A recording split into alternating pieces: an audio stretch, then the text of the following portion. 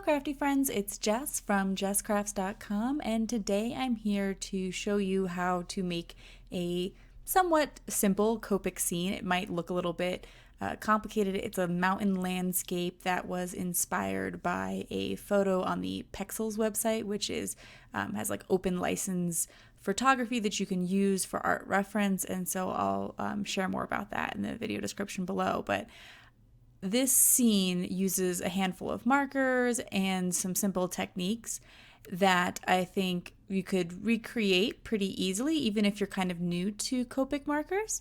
So to get started, I wanted to start with the trees because when I first made the scene, I did not start with the trees. I saved them to the end and they did not stand out in the way that I would like them to. Ultimately, I do think I like doing them first better of the two scenes, but either way works.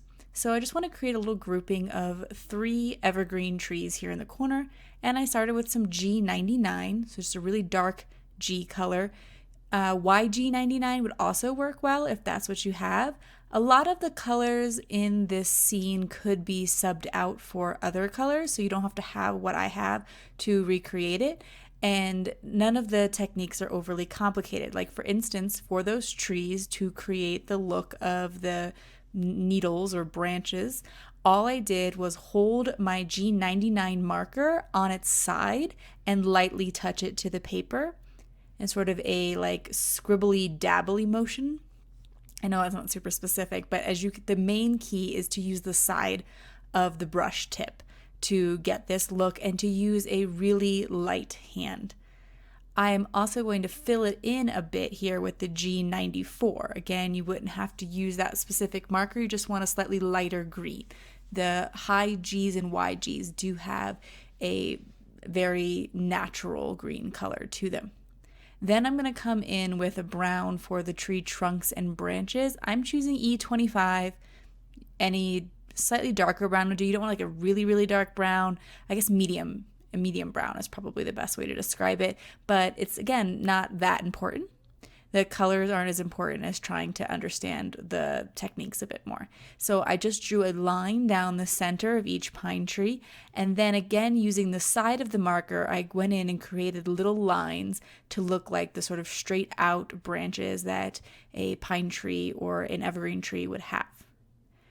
Now, I was inspired by this scene because I thought it would be relatively easy to recreate. I have taken a number of Copic marker classes from Kitten Clowder and Sandy Allnock, and I've learned a lot about Copic markers from those classes, so I certainly recommend those individuals to take classes from and learn more. But once you've taken a few, you can look at a simple scene and try to recreate things by matching up the colors like I'm doing here. So I decided to work on the sky next because I knew that I could use the gray of the mountains to cover up the sky and it would make things a little bit faster for me. But as I was working with my R11 here, it became really dry, and you can tell that it's dry because the tip starts to lose its color. In that case, it was actually white. And so I knew for sure that it needed a refill immediately. So I took my Copic tweezers, pulled off the chisel nib, and dropped a few drops of the refill in there. I do really recommend having refills because sometimes people think, oh, they're really hard to blend. I'm not getting a nice blend. And that is probably because your marker's drying out. Not always, other things factor in, of course, as well. But when you're working on large scenes like this, it's really helpful to have the refills and to try to add that in as well, to see if your blends aren't going quite well. Maybe that's what's wrong with your marker, or that's what's wrong with the situation. So I took R32, scribbled it along the bottom, blended it into R11, and then I started at the top. And I started with B92 and blended that out with BG70. You might notice those marker colors aren't very much near each other, which a lot of people think when you start blending, and I thought the same thing when I first started with Copics, that they needed to be near each other to blend well, but that's not always true, and Sandy Allnock's Copic hex chart helps a lot with that. I'm also using an R00 to help blend the pink into the blue. It's not going to be a really smooth blend because if you look at the reference picture, there's like these layers of the sky that I'm trying to achieve here. And this sky portion is taking up, I want to say about a half, but ultimately the mountains are going to cover a little bit of it. So the sky is going to be about a third of the scene and the mountains about 2/3 because they're going to overlap with the trees there. Now, creating the mountains, this scene might have seemed intimidating, but as you can see, I'm just kind of doing what is essentially scribbling. It's nothing super fancy. I swiped back and forth across the sky. When I wanted to create thinner swipes across the sky, I use the side of my marker and the very point of my marker. I'm using light pressure when I just want a little bit of color. And then when I'm really trying to fill an area like I am right there, I'm using a much heavier pressure. So I'm starting with C3, which is a gray, and I think that any of the grays would work for this scene. I did feel like the grays in the reference picture were a cooler set of grays, but I think if all you had was the W's, that would be fine as well. What is important is that for each layer of mountain, I'm going to need a darker color of the gray. So I started with C3 and then knew I could layer on C5, 7, and finally 9. So I went as low as I thought I could go and then went to build up the layers of mountains around that. I think if I had gone with a C1, it wouldn't have covered the pink sky as well, and you would really notice it. But there is some pink in the mountains, and that's normal. So if you're coloring and you thought well, this just turned the mountains like this pinkish color, that's okay because that light's reflecting off of them in the actual scene, and so they will have a little bit of pink, and that won't look unnatural. So then I'm going to come in with the C5. And again, I'm honestly just scribbling. It's this sort of back and forth motion, but it is the side of my marker, not the tip of my marker. The more experience you're with Copics, the more you probably do start to color with the side of them, as that can help create these larger, smoother lines and that sort of thing. You're not going to use it like a traditional marker and color with the tip, although occasionally that is the right thing to do. I'm starting with a very light hand and I'm just creating some peak shapes. As I get down in the mountain scene, though, I want the mountains to look less jagged and more like the foothills tend to look, being a little bit rounder and again a little bit more like hills. So I will try to keep that in mind as I continue to build the scene. I'm going to put the mountain color in between the trees, and I'm not going to color around the trees perfectly. That would look a little bit awkward. Instead, what I'm doing is, again, side of the marker, light touch, and I'm just sort of filling in the areas between the trees, but I'm not looking to cover every little bit of white perfectly. In a natural scene, you're going to see a lot of colors layered together as there's going to be gaps in the trees, for instance. And so to achieve that effect, I'm coming in with this darker marker and adding little spots of gray to the trees to fill them out.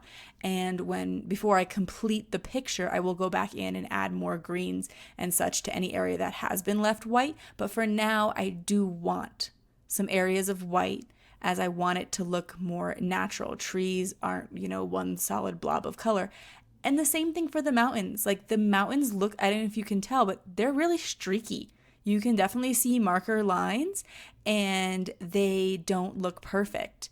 They don't look evenly covered or evenly colored. And there is actually no blending involved. That was a pure C7 layer. But it's still creating this interesting look. And it almost like the darker natural areas from just scribbling it down are creating natural like shadows, peaks, valleys that would be on the mountain. And so I think that's why this is a great scene for someone who even has limited experience, because you don't have to be perfect. You don't have to blend things. There's very little blending at all in this entire scene. You really just have to be, have a couple of colors and the willingness to try, because worst case scenario, you toss the piece of cardstock and that's all right. I am going to make this into a card eventually because that's what I like to do with my Copic scenes, but I do think that there's a number of other things that you could do with it as well, just kind of display it as an art piece if you like. I'm going back in with the C5 and I'm more aggressively putting it into the trees because it's a lighter gray color. I would not do that with like the C9 or something, but it makes the trees have a darker overall appearance. And I did the same thing with that sort of grass there at the bottom. I wanted to gray it up a bit as that is more reminiscent of the scene in my opinion. And so it also made it so there wasn't any white areas left in the scenes.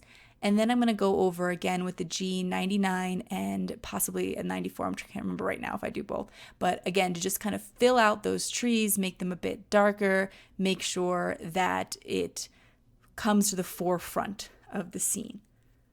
So once I have the trees the way that I like them, again, just turning my marker on the side and dabbing. That's all that motion is, but just practicing that motion on a scrap piece of paper could be super helpful. I'm ready to move on to the clouds. Also, as you might see, the original card, the peaks of the mountains are not in the same place at all, and that wasn't at all a priority to me. I'm not trying to recreate the scene perfectly. I'm not trying to necessarily do something photorealistic per se. I'm just trying to give that same color suggestion. I'm using it for its colors and its general ideas. There's a lot more detail in the actual scene, in the actual photograph. I'm coming in with a C3 to start my clouds.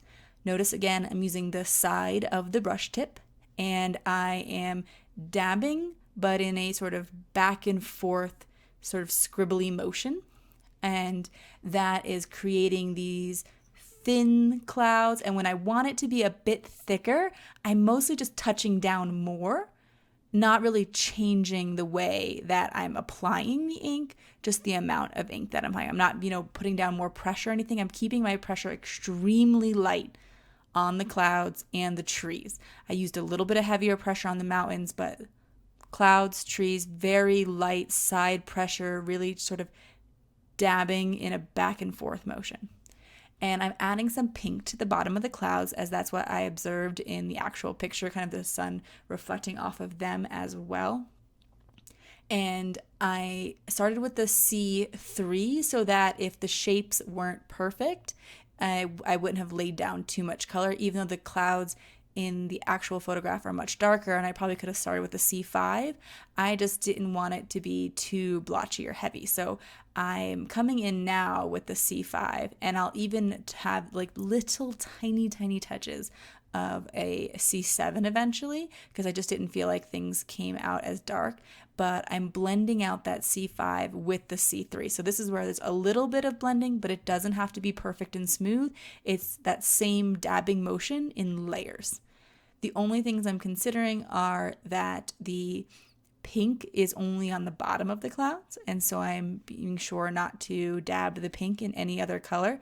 And then I'm, for the most part, adding the C3 all the way around the C5 to sort of extend the clouds a bit without creating them to be too heavy. I felt like at this point the clouds in mine didn't look quite as wispy as the original, so I'm just going to go back in with the C3 and very gently just touch the side of the marker. There was at one point where I was a little bit more aggressive trying to blend out on that sort of large cloud on the top right there, but generally really soft motions. I am coming back in with the trees just because they are just not turning out as dark as I want them to. And so I keep sort of layering the color on. That's what's nice about Copics is that you can continuously add color. They do darken up over time. It won't, completely change the color, but if you do feel like you want something to get a bit more color, you can accomplish that. Once I'm happy with the scene, I'm going to die cut it out with a distressed edge rectangle from Scrappiness. I like to make these Copic scenes and I often will die cut them out with a simple rectangle of some sort. Scrappiness has a lot of great options for simple rectangles, but the distressed edge rectangle is one of my favorites and one that I use often for these kind of scenes just because it has that sort of outdoorsy look to me, essentially. And then I'm going to stamp from the Autumn Greeting set by Sunny Studios this Much Gratitude sentiment, and I'm stamping it in VersaFine ink, which will be a sticky black ink, and then I'm covering it with clear embossing powder. I will melt the embossing powder, and then it will create a sort of shiny sentiment. I mean, I'm sure most of you who are watching this have experience with embossing powder, but for those who are here more for the Copics, that's what the point of this part is. And essentially, I will put this on a simple white card base, and I will donate this card to a organization called Cards for Soldiers. And there's always information in the video description for charities that I like to donate cards to. So that's it for my card today. If you like this video, please give it a thumbs up. If you're interested in more crafting tutorials, be sure to subscribe to my channel. Products and other links will be in the video description. Thank you so much for joining me today. Have a good one. Bye.